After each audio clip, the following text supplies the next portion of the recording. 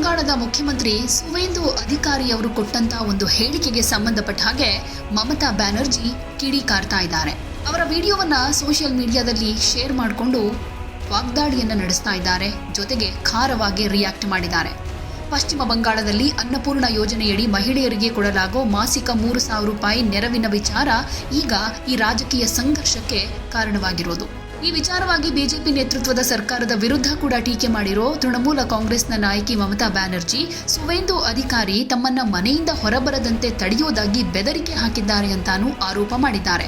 ಯಾಕಂದ್ರೆ ಸುವೇಂದು ಅಧಿಕಾರಿ ಅವರು ಮಮತಾ ಬ್ಯಾನರ್ಜಿ ಅವರು ಫೇಸ್ಬುಕ್ನಲ್ಲೇ ಇರಬೇಕು, ಮನೆಯಿಂದ ಹೊರಗೆ ಬರಬಾರದು ಅನ್ನೋ ಅರ್ಥದ ಹೇಳಿಕೆಯನ್ನ ಕೊಟ್ಟಿದ್ರು. ಇದಕ್ಕೆ ತೀಕ್ಷ್ಣವಾಗಿ ರಿಯಾಕ್ಟ್ ಮಾಡಿರೋ ಮಮತಾ, ನಾನು ಮನೆಯಿಂದ ಹೊರಬರದಂತೆ ನೋಡಿಕೊಳ್ತೇನೆ ಅನ್ನೋ ಹೇಳಿಕೆಯ ಅರ್ಥ ಏನು? ಇದು ಗೃಹ ಬಂಧನನ, ಬೆದರಿಕೆನಾ ಅಥವಾ ರಾಜಕೀಯ ಕಿರುಕುಳನ ಅಂತ ಪ್ರಶ್ನೆ ಮಾಡಿದ್ದಾರೆ. ಹಾಗೆ ಸಂವಿಧಾನಾತ್ಮಕ ಪ್ರಜಾಪ್ರಭುತ್ವದಲ್ಲಿ ವ್ಯಕ್ತಿಯ ಸಂಚಾರ ಸ್ವಾತಂತ್ರ್ಯವನ್ನ ನಿರ್ಧರಿಸೋ ಅಧಿಕಾರ ಯಾರಿಗಿದೆ ಅಂತ ಪ್ರಶ್ನೆ ಮಾಡಿರೋ ಮಮತಾ, ಈ ಬೆಳವಣಿಗೆಯನ್ನ ಅಪಾಯಕಾರಿ ಸರ್ವಾಧಿಕಾರಿ ಕ್ಷಣ ಅಂತಾನೂ ಹೇಳಿದ್ದಾರೆ. ಅನ್ನಪೂರ್ಣ ಯೋಜನೆಯ ಫಲಾನುಭವಿಗಳ ಸಂಖ್ಯೆ, ಅರ್ಹತಾ ಮಾನದಂಡ ಮತ್ತು ಹಣ ಪಾವತಿಯಲ್ಲಿ ವಿಳಂಬದ ವಿಚಾರದಲ್ಲೂ ಬಿಜೆಪಿ ಸರ್ಕಾರದ ವಿರುದ್ಧ ಮಮತಾ ಆರೋಪಗಳನ್ನು ಮಾಡಿದ್ದಾರೆ. ಇನ್ನೊಂದು ಕಡೆ ಸರ್ಕಾರ ಅರ್ಹ ಮಹಿಳೆಯರಿಗೆ ಯೋಜನೆ ಅಡಿ ನೆರವು ನೀಡಲಾಗ್ತಿದೆ ಅಂತ ಹೇಳಿದೆ. ಈ ಹೇಳಿಕೆ ಪ್ರತಿ ಹೇಳಿಕೆಗಳ ಮಧ್ಯೆನೇ ಪಶ್ಚಿಮ ಬಂಗಾಳದ ರಾಜಕೀಯ ವಾತಾವರಣ ಮತ್ತಷ್ಟು ಬಿಸಿಯಾಗ್ತಾ ಇದೆ. ಹಾಗೆ ಮಮತಾ ಬ್ಯಾನರ್ಜಿ ಅವರು ಹೇಳ್ತಾ ಇರೋದು, ಇದು ಕೇವಲ ನನ್ನ ವಿಚಾರ ಅಲ್ಲ, ಬಿಜೆಪಿ ಯಾವ ರೀತಿ ಭಾರತವನ್ನ ನಿರ್ಮಿಸೋದಕ್ಕೆ ಬಯಸುತ್ತೆ ಅನ್ನೋದರ ಪ್ರಶ್ನೆ ಇದು. ಇಲ್ಲಿ ರಾಜಕೀಯ ವಿರೋಧಿಗಳಿಗೆ ಬೆದರಿಕೆ ಹಾಕಲಾಗುತ್ತೆ, ಭಿನ್ನ ಮತವನ್ನ ಶಿಕ್ಷಿಸಲಾಗುತ್ತೆ ಮತ್ತು ಸಂವಿಧಾನಾತ್ಮಕ ಹಕ್ಕುಗಳು ಅಧಿಕಾರದಲ್ಲಿರೋರು ಕೊಡೋ ಸವಲತ್ತುಗಳಾಗಿ ಪರಿವರ್ತನೆಯಾಗುತ್ತೆ ಅಂತಾನು ಹೇಳಿದ್ದಾರೆ. ಇತಿಹಾಸ ನಮಗೆ ಒಂದು ಶಾಶ್ವತ ಪಾಠ ಕಲಿಸಿದೆ. ಅಧಿಕಾರ ಕೆಲ ಕಾಲ ಬೆದರಿಸಬಹುದು, ಆದರೆ ಅಧಿಕಾರದ ಅಹಂಕಾರಕ್ಕೆ ಕೊನೆಗೆ ಜನರೇ ಉತ್ತರ ಕೊಡ್ತಾರೆ. ಅವರ ಅಹಂಕಾರ ಜೋರಾಗಿದೆ, ಹತಾಶೆ ಇನ್ನೂ ಜೋರಾಗಿದೆ, ಅವರ ದಿನಗಳು ಎಣಿಕೆಯಾಗ್ತಿವೆ ಅಂತ ಹೇಳಿದ್ದಾರೆ. ಇನ್ನು ಈ ವಿಡಿಯೋವನ್ನ ಶೇರ್ ಮಾಡಿಕೊಂಡಿರುವಂತಹ ಅಭಿಷೇಕ್ ಬ್ಯಾನರ್ಜಿ ಅವರು ಕೂಡ ಇದಕ್ಕೆ ರಿಯಾಕ್ಟ್ ಮಾಡಿದ್ದಾರೆ. ಗೌರವವನ್ನ ಗಳಿಸೋದಕ್ಕೆ ಸಾಧ್ಯವಾಗದೇ ಇದ್ದಾಗ ಭಯವನ್ನ ಸೃಷ್ಟಿಸಲಾಗುತ್ತೆ. ಬಿಜೆಪಿಯ ಬೆದರಿಕೆ ಮತ್ತು ಭಯ ಹುಟ್ಟಿಸೋ ರಾಜಕೀಯ ಅವರೊಳಗಿನ ಅಸುರಕ್ಷಿತ ಮನೋಭಾವವನ್ನ ಬಹಿರಂಗಪಡಿಸುತ್ತೆ ಅಂತ ಬರ್ಕೊಂಡಿದ್ದಾರೆ. ಒಟ್ನಲ್ಲಿ ಸುವೇಂದು ಅಧಿಕಾರಿ ಕೊಟ್ಟ ಹೇಳಿಕೆಗೆ ಟಿಎಂಸಿಯ ನಾಯಕರು ಕಿಡಿಕಾರ್ತಾ ಇದ್ದಾರೆ. ಮಮತಾ ದೀದಿ ಇದ್ರ ಬಗ್ಗೆ ಸೋಷಿಯಲ್ ಮೀಡಿಯಾದಲ್ಲಿ ವಾಗ್ದಾಳಿಯನ್ನೇ ನಡೆಸ್ತಾ ಇದ್ದಾರೆ. ফেসবুকেই থাকুন আপনি, বিকালবেলা আপনাকে রাস্তায় বেরোতে হবে না,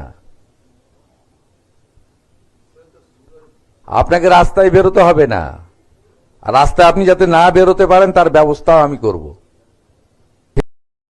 কারণ আমি গদি মিডিয়া দেখি না, কিন্তু আমি সোশ্যাল নেটওয়ার্কটা দেখি, আমি ডিজিটাল দেখি, আমি ইউটিউব দেখি, আমি সোশ্যাল নেটওয়ার্কের যতগুলো ধারা আছে প্রত্যেকটা ধারা ওয়াচ করি এবং লক্ষ্য রাখি কোথায় কি ঘটছে, কি হচ্ছে। এই কদিন ধরে বেশ কয়েকটা ইস্যু আমার হৃদয়কে নাড়া দিয়ে গেছে